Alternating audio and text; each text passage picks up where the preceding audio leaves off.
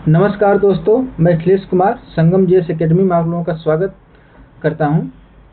अब हम लोग यूपी टेट 2026 के लिए प्रैक्टिस शुरू करेंगे। अभी तक जितना आप लोगों को पढ़ाया गया है वहीं से ही आपको प्रश्न बनाए गए हैं और ये प्रश्न जितने भी प्रश्न आए हैं ये प्रीवियस ईयर के प्रश्न हैं, आपके एग्जाम में बार बार पूछे गए हैं। तो इन प्रश्नों को हम लोग करेंगे। इसके बाद अगर इन प्रश्नों से भी आपका नहीं हो रहा है, अगर आपको कुछ इसमें भूल रहा है तो आप लोग क्या करेंगे, जो नोट्स बनाए हुए नए नोट्स को उठाकर उसको एक बार रिवीजन करेंगे 1-2 बार, और इसके बाद आपकी श्रृंखला जो चलेगी हम लोग वन लाइनर क्वेश्चन लेकर आएंगे। तो वन लाइनर में क्या होगा, प्रश्न रहेगा उसका उत्तर रहेगा। तो ये सब करवा के हम लोगों का टारगेट क्या है, एक्चुअल में टारगेट हम लोगों का है बाल विकास में 25+ प्रश्न को हल करके आना। तो यहाँ से हम लोग प्रश्नों को देखेंगे। तो आइए हम लोग शुरू करते हैं। आज का प्रैक्टिस सेट 1 है, तो इसमें हम लोग देखेंगे किस टाइप से प्रश्न आते हैं और पूछे गए हैं। तो पहला प्रश्न क्या कह रहा है कि पियाजे के अनुसार विकास की पहली अवस्था जन्म से लगभग 2 वर्ष की आयु के दौरान बच्चा सबसे बेहतर सीखता है। तो पियाजे के बारे में पूछा गया है कि क्या करा कि जो जन्म से 2 वर्ष की आयु होती है तो उसमें बच्चा सबसे बेहतर ढंग से क्या सीखेगा। तो इसमें देखिए क्या है, अमूर्त तरीके के चिंतन द्वारा, भाषा के नए अर्जित ज्ञान के अनुप्रयोग द्वारा, इंद्रियों के प्रयोग द्वारा और निष्क्रिय शब्दों को समझने के द्वारा। तो उत्तर आपका इसमें क्या हो जाएगा, तो इंद्रियों के प्रयोग के द्वारा। क्योंकि बालक जन्म से जो 2 वर्ष के समय का होता है तो कौन सी अवस्था होती है, संवेदी गामक अवस्था होती है। ठीक है, इसमें कौन सी अवस्था हो जाएगी आपकी, संवेदी गामक। तो पियाजे के बारे में पूछ रहा था, ये आप लोग उसमें बताइए पियाजे, अगर मैं आपसे पूछूं पियाजे कहाँ के निवासी थे, तो निवासी कहाँ के थे, तो आप लोग जवाब इसका दीजिएगा निवासी। दूसरा आपका इसमें प्रश्न क्या बन जाता है, इनका सिद्धांत कौन सा था और इनका प्रयोग किस पर था।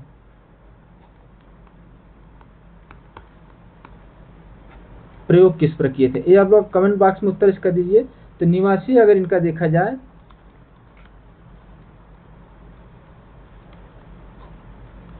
कहाँ के थे, स्विट्जरलैंड के थे।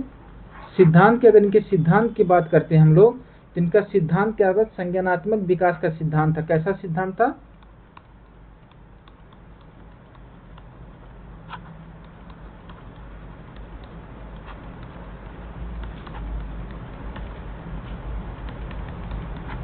संज्ञानात्मक विकास का सिद्धांत था। ठीक है, तो इनका जो प्रयोग था किस पर था, बच्चों पर था। ठीक है, तो प्रयोग किस पर करते हैं, बच्चों पर प्रयोग करते हैं। ठीक है, इनका प्रयोग किस पर था, एक तरह से बच्चों पर प्रयोग था, मतलब उनके विकास की अवस्थाओं के बारे में ये बताते हैं। तो उनका विकास किन किन कारणों से होता है, और इन्होंने विकास की कितनी अवस्थाएं बताई हैं, विकास की इन्होंने 4 अवस्थाएं बताई हैं। अगर आप लोग इसको याद कर लीजिएगा, पहली क्या हो जाती है, संवेदी गामक।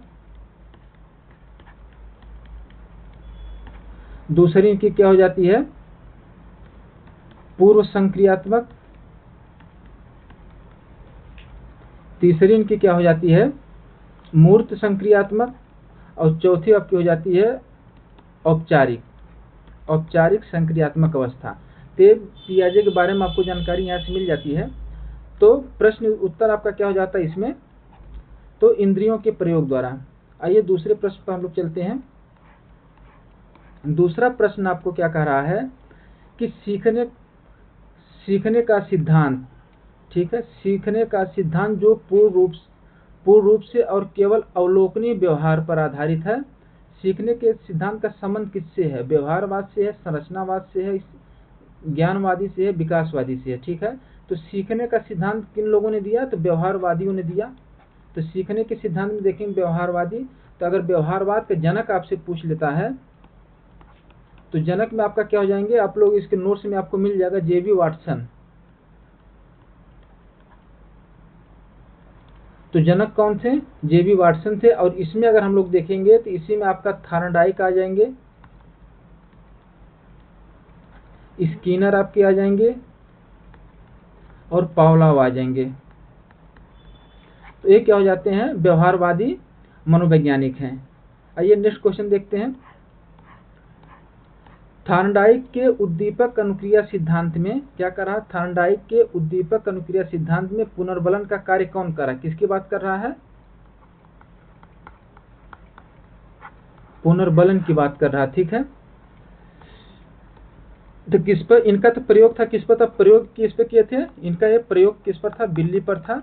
और उद्दीपक जो क्या था, जो स्टिमुलस, जिसको क्या कहा गया? स्टिमुलस, ये उद्दीपक का काम करता है। यानी कि जो क्या होता है? भोजन। और इस भोजन को प्राप्ति के लिए जो रिस्पांस करता है उसी को क्या कहा गया था? अनुक्रिया। तो उत्तर आपका क्या हो जाएगा? ऑप्शन नंबर सी, उद्दीपक। नेक्स्ट क्वेश्चन पे चलते हैं।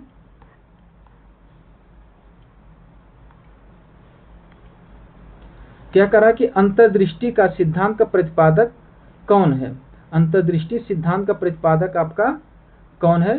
तो स्किनर हो जाएंगे, पावलोव हो जाएंगे, क्लार्क एहल हो जाएंगे, या आपके कौन हो जाएंगे? कोहलर। इसका आप लोग कमेंट बॉक्स में बताएं अंतर्दृष्टि का सिद्धांत किसका है। तो अंतर्दृष्टि का सिद्धांत आपका उत्तर क्या हो जाएगा? कोहलर का हो जाएगा। और कोहलर के बारे में अगर आप जानें कि इनका प्रयोग किस पर था, अगर पूछ लिया जाए आपका प्रयोग इनका, तो प्रयोग इन्होंने किस पर किया था? कोहलर ने तो चिंपैंजी पर किया था। और इस चिंपैंजी का नाम क्या था? सुल्तान था। चिंपैंजी पर किए थे और इस चिंपैंजी का नाम क्या दिया गया था? सुल्तान। ये देखिए, ये सब प्रश्न आप क्या हुआ है? पूछे हुए प्रश्न हैं। तो यहाँ से आपको क्या करेंगे? अंतर्दृष्टि का सिद्धांत कोहलर, प्रयोग किस पर किए थे? चिंपैंजी पर किए थे। और उस चिंपैंजी का जो नाम क्या रखा गया था? सुल्तान। अब देखिए, उन्हीं से संबंधित एक और प्रश्न आपको मिल जाता है। कोहलर किस देश के मनोवैज्ञानिक थे? ठीक है, कोहलर किस देश के मनोवैज्ञानिक थे? जर्मनी, रूस, अमेरिका, इनमें से कोई नहीं। तो उत्तर आपका इसमें हो जाएगा रूस। कहाँ के मनोवैज्ञानिक थे? रूस के मनोवैज्ञानिक थे। ठीक है, नेक्स्ट क्वेश्चन देखते हैं। नेक्स्ट क्या है? टाई बांधना थॉर्नडाइक के किस सिद्धांत का सम प्रभावित है? तो थॉर्नडाइक हम लोग देखेंगे तत्परता का नियम, अभ्यास का नियम, प्रयास का नियम, त्रुटि और प्रभाव का नियम। ठीक है, थॉर्नडाइक में तो इनका जो था, जो सीखने के नियम बताए थे, 3 नियम। इनका जो मुख्य नियम कितने थे? मुख्य नियम कितने थे? 3 थे। तो 3 में कौन कौन सा था? एक अभ्यास का नियम हो जाता है, एक प्रयास या इसको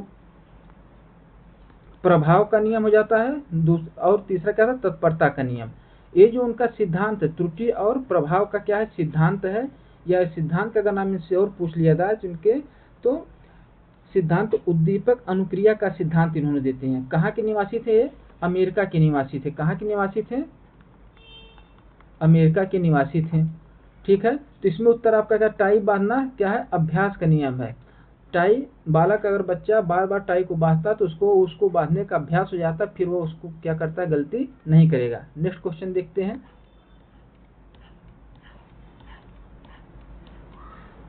चिंपैंजी सुल्तान पर किसने प्रयोग किया था? अभी आपको बताया गया चिंपैंजी सुल्तान पर किसने प्रयोग किया? कोहलर ने, थॉर्नडाइक ने, गुथरी ने, क्लार्क, एलहल ने। तो उत्तर आपका क्या हो जाएगा यहाँ से? कोहलर। ठीक है, कोहलर हो जाएगा। क्या इनका सिद्धांत का नाम था? अंतर्दृष्टि का सिद्धांत। नेक्स्ट हम लोग चलते हैं। अप्राकृतिक उद्दीपक है। अप्राकृतिक उद्दीपक कौन है? भूख है, भोजन है, पुनर्बलन है, घंटी की आवाज है। तो एक इनका सिद्धांत, अगर भूख हो गया, भोजन पर घंटी की आवाज सुनते किसका आ जाएगा? आपका पावलोव। किनका सिद्धांत है? पावलोव का सिद्धांत है। और पावलोव कहाँ के मनोवैज्ञानिक थे? तो ये रूस के थे। तो अगर इनका सिद्धांत पूछ लिया जाए तो शास्त्रीय अनुबंधन का सिद्धांत था। पावलोव का क्या था? शास्त्रीय अनुबंधन का सिद्धांत।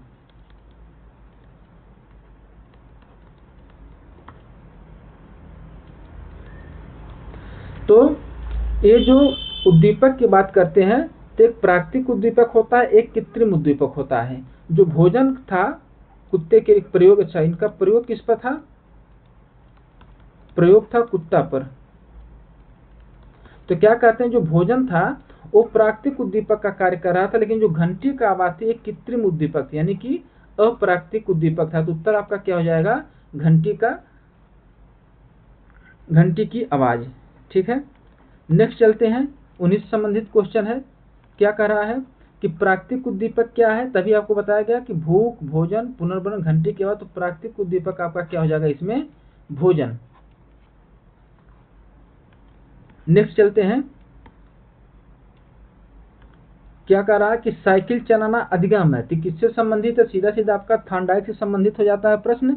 तो ऑप्शन में क्या है कि अभ्यास का नियम, प्रयास एवं त्रुटि का नियम, क्रिया प्रसूत का नियम, प्रभाव का नियम। तो साइकिल चलाना क्या है, तो उत्तर आपका हो जाएगा अभ्यास का नियम, यानी कि साइकिल को आप बार बार चलाएंगे तो अभ्यास हो जाएगा। तो साइकिल चलाने का तो आपसे गलतियां कम हो जाएंगी, यानी गलतियां आपकी शून्य हो जाएंगी। शुरू में आप क्या करेंगे, साइकिल चलाएंगे, गिरेंगे, चोट लगेंगी, लेकिन अभ्यास करते रहेंगे तो आप साइकिल चलाना सीख जाएंगे। अभ्यास का नियम किसका, थॉर्नडाइक का है, और साइकिल चलाना भी आपका क्या हो जाएगा, थॉर्नडाइक में ही आ जाएगा। नेक्स्ट क्वेश्चन देखते हैं, तो किस मनोवैज्ञानिक ने कबूतर पर प्रयोग किया था। ठीक, स्किनर, थॉर्नडाइक, रास, इनमें से कोई नहीं। तो कबूतर जहां पर आपका आ गया, सीधा सीधा किससे संबंधित हो गया, मनोवैज्ञानिक स्किनर। उत्तर क्या आपका हो जाएगा, स्किनर।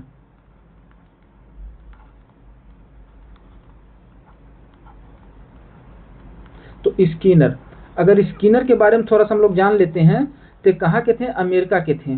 कहाँ के थे, अमेरिका के थे। ये सब आपको नोट्स में मिल जाएगा, जो आप अगर वीडियो देख के नोट्स बनाए हैं तो सब आपको कराया जाएगा। और प्रयोग इनका किस पर था, उसमें हम बताए थे आपको, प्रयोग में आपको दो नाम पूछ सकता है, एक तो आपका चूहा हो जाएगा, दूसरा क्या था, कबूतर।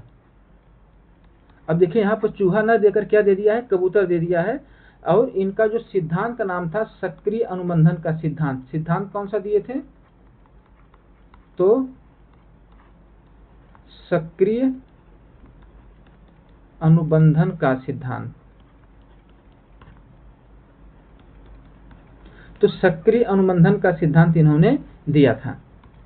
अब नेक्स्ट देखते हैं क्वेश्चन 12 नंबर देखते हैं, क्या कह रहा है, इदम अहम और परा अहम का संबंध किससे है, अल्पोर्ट से है, रास से है, फ्रायड से है, थॉर्नडाइक से है।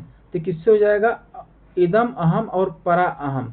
तो ऑप्शन सिगमंड फ्रायड, क्या हो जाएगा, सिगमंड फ्रायड। ठीक है, और सिगमंड फ्रायड को देख रहे कहाँ के निवासी थे, ये ऑस्ट्रिया के थे निवासी। आप लोगों को ध्यान रखना, क्योंकि यहाँ से प्रश्न बनता है। और इनका सिद्धांत जो था, सिद्धांत अगर देखेंगे तो मनोविश्लेषणात्मक सिद्धांत।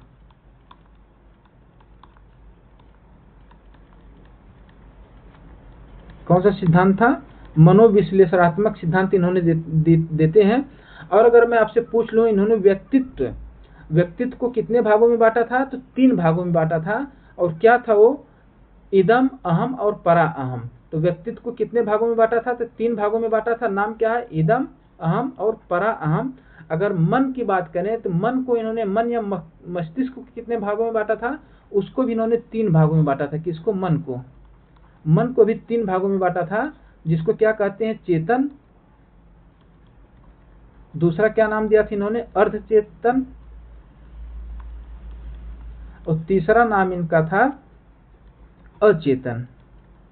तो यहां से भी प्रश्न आपका बनेगा, तो आप लोग इसको कर ले जाएंगे। नेक्स्ट क्वेश्चन देखते हैं कि अचेतन तत्व पर किसने अत्यधिक जोर दिया। अभी आपको बताया गया अचेतन पर किसका जोर था, अल्पोर्ट का, रास का, फ्रायड का। तो उत्तर आपका यहाँ पर क्या हो जाएगा, फ्रायड। यानी कि मन को इन्होंने 3 भागों में बांटा था, चेतन, अर्धचेतन और अचेतन। नेक्स्ट क्वेश्चन देखते हैं, व्यक्तित्व मापन की कितनी विधियां हैं। तो ये भी किससे जुड़ा हुआ है, सिगमंड फ्रायड से व्यक्तित्व मापन की इन्होंने कितना विधियां दिया, 3 विधियां देते हैं। कौन कौन सा, इदम अहम और परा अहम। 3 नाम देते हैं, कौन सा, इदम अहम और परा अहम। तो इदम अहम परा अहम व्यक्तित्व मापन की 3 विधियां किनके द्वारा दिया जाता है, सिगमंड फ्रायड के द्वारा। अब देखते हैं नेक्स्ट क्वेश्चन। अब क्या करा, अहम का संबंध किससे है, पार्श्विक जगत से है, समाज के नैतिक मूल्यों से है, संस्कार से है, यथार्थ जगत से है। तो अहम का संबंध किससे कह रहे हैं, तो यथार्थ जगत से उत्तर आपका क्या हो जाएगा, यथार्थ जगत। यानी कि जो फ्रायड हैं कहते हैं मतलब कि जो मनुष्य यथार्थ और भौतिक, इसमें अगर भौतिक आ जाए तो भौतिक जगत से भी इनका क्या है, संबंध है। ठीक है, यानी यथार्थ जगत और भौतिक जगत से क्या होता है, इनका संबंध होता है। इदम का संबंध किससे होता है, नेक्स्ट क्वेश्चन है, इदम का संबंध किससे होता है, इदम का, तो पार्श्विक जगत से, नैतिकता से, संस्कार से, इनमें से कोई नहीं। तो इदम में क्या करेंगे, व्यक्ति क्या होता है अपनी इच्छाओं की पूर्ति के लिए हर गलत कार्य करने का प्रयास करता, उससे नैतिकता से और संस्कार से कोई मतलब नहीं होता। यानी कि पार्श्विक जगत से अपने आत्मसंतुष्टि के लिए, अपनी इच्छाओं की पूर्ति के लिए वह गलत से गलत काम करने के लिए तैयार हो जाता, उसी को क्या कहते हैं, इदम कहते हैं। और उसका संबंध किससे होता है, तो पार्श्विक जगत से होता है। नेक्स्ट क्वेश्चन हम लोग देखते हैं 17 नंबर, पियाजे के अधिगम के संज्ञानात्मक सिद्धांत के अनुसार वह क्रिया जिसके द्वारा संज्ञानात्मक संरचना को संशोधित किया जाता है क्या कहलाता है। तो इसमें हम लोग देखेंगे प्रत्यक्षर, समायोजन, समावेशन, स्कीमा। तो क्या उत्तर हो जाएगा आपका इसमें, स्कीमा। उत्तर क्या हो जाएगा, स्कीमा। 18 नंबर देखते हैं, तो पियाजे के अनुसार संज्ञानात्मक विकास के किस चरण पर बच्चा वस्तु अस्थायित्व को प्रदर्शित करता है। ठीक है, बच्चा वस्तु अस्थायित्व को प्रदर्शित करता है। तो उनके विकास की कितने अवस्थाओं को दिया था इन्होंने, 4 अवस्थाओं को दिया था, संवेदी, औपचारिक, पूर्व संक्रियात्मक, मूर्त संक्रियात्मक। वस्तु अस्थायित्व की भावना उसमें कब आ जाती है, तो संवेदी गामक चरण में आ जाती है। किसमें आ जाती है, संवेदी गामक चरण में क्या है, वस्तु अस्थायित्व की उसके अंदर क्या होता है, विकास हो जाता बालक के अंदर। नेक्स्ट हम लोग देखते हैं 19 नंबर। 19 नंबर क्या कह रहा है, थॉर्नडाइक का सिद्धांत इनमें से किस वर्ग के तहत सूचीबद्ध किया जाता है। व्यवहारिकता का सिद्धांत, ज्ञानात्मक सिद्धांत, मनोविश्लेषण का सिद्धांत, इनमें से कोई नहीं। अभी हम देखते थॉर्नडाइक किस टाइप के मनोवैज्ञानिक थे, तो व्यवहारवाद के थे। तो व्यवहारवादिता का सिद्धांत, इसमें उत्तर आपका क्या हो जाएगा, व्यवहारिकता का सिद्धांत के अंतर्गत इनको क्या हुआ है, सूचीबद्ध किया, यानी कि व्यवहारवादी मनोविज्ञान के रूप में क्या है, सूचीबद्ध है। नेक्स्ट क्वेश्चन हम लोग देखते हैं,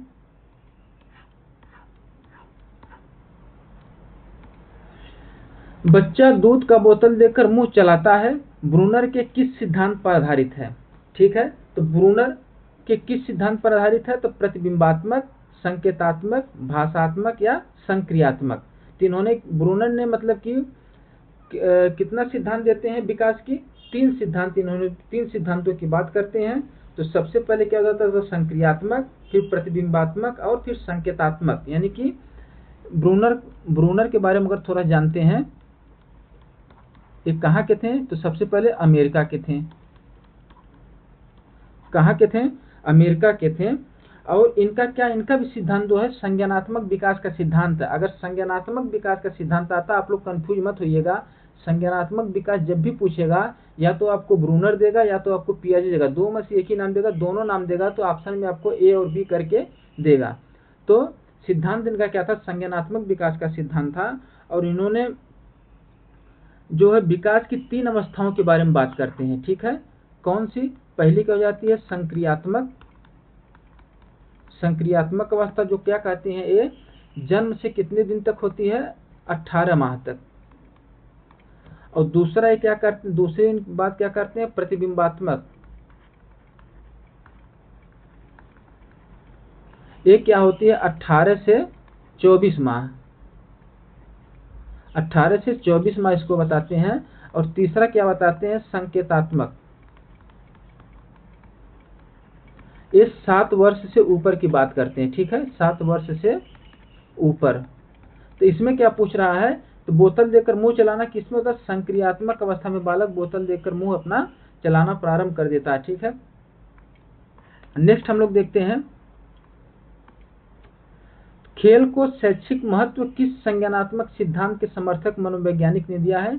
तो खेल का जो शैक्षिक महत्व है उसको मतलब कि किस मनोवैज्ञानिक उसका समर्थन किया है, तो वाइगोत्स्की, जीन पियाजे, ब्रूनर और फ्रावेल।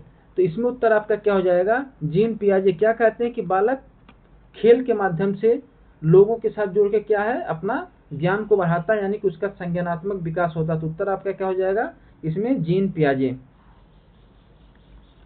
नेक्स्ट देखते हैं, ब्रूनर के संज्ञानात्मक विकास के सिद्धांत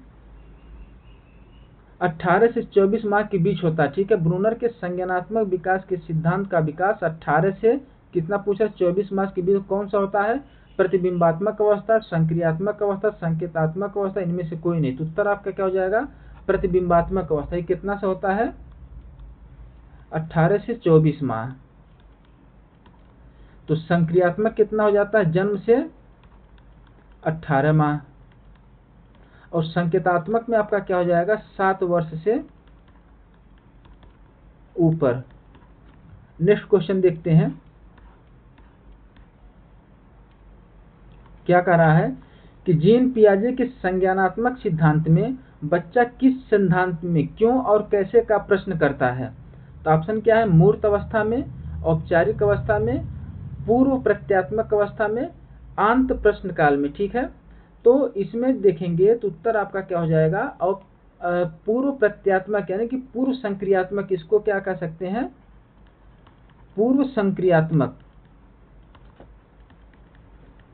और इसकी अवस्था कब होती है? 2 से 7 वर्ष के बीच में। ठीक है, तो इसमें आप बच्चा देखते हैं विभिन्न प्रकार के प्रश्न करेगा। जैसे कहेंगे कि आप सूरज पूर्व में उगता है, तो कहेगा पूर्व में ही क्यों उगता है? सूरज लाल क्यों है? सूरज चमकता क्यों है? इस प्रकार से मतलब कि प्रश्नों को करता है। किसमें करता है? पूर्व संक्रियात्मक अवस्था में। और इसके जो संज्ञानात्मक विकास की अवस्था 4 अवस्था बताए हैं, संवेदीगामक, पूर्व प्रत्यात्मक, मूर्त अवस्था और औपचारिक अवस्था। इतना तो आप लोगों को याद हो गया होगा। नेक्स्ट चलते हैं, क्वेश्चन देखते हैं। प्रतिबिंबात्मक अवस्था का समय होता है जन्म से 18 माह, 18 से 24 माह, 7 वर्ष, इनमें से कोई नहीं। तो उत्तर आपका क्या हो जाएगा? जन्म से क्या हो जाएगा? 18 माह। नेक्स्ट देखते हैं कि संज्ञानात्मक विकास के लिए किस मनोवैज्ञानिक ने संस्कृति और भाषा पर जोर दिया है? वाइगोस्की, पियाजे, ब्रूनर, इनमें से कोई नहीं। तो जहां पर आप संस्कृति देखेंगे, सामाजिक संस्कृति देखेंगे या संस्कृति भाषा देखेंगे, सीधा सीधा आपका उत्तर क्या ट्रिक में बताया गया था? तो वाइगोस्की हो जाएंगे। ठीक है, वाइगोस्की मतलब कहाँ के थे? ये रूस के थे।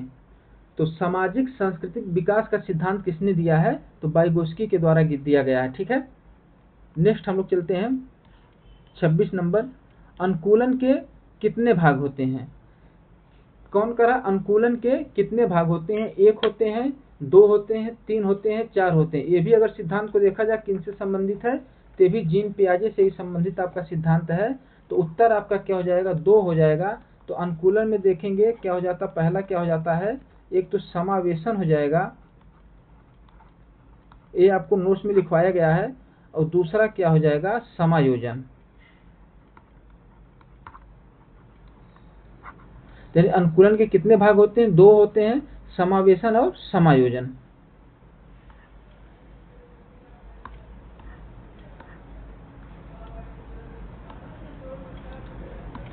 अब प्रश्न है, पियाजे कहाँ के मनोवैज्ञानिक थे?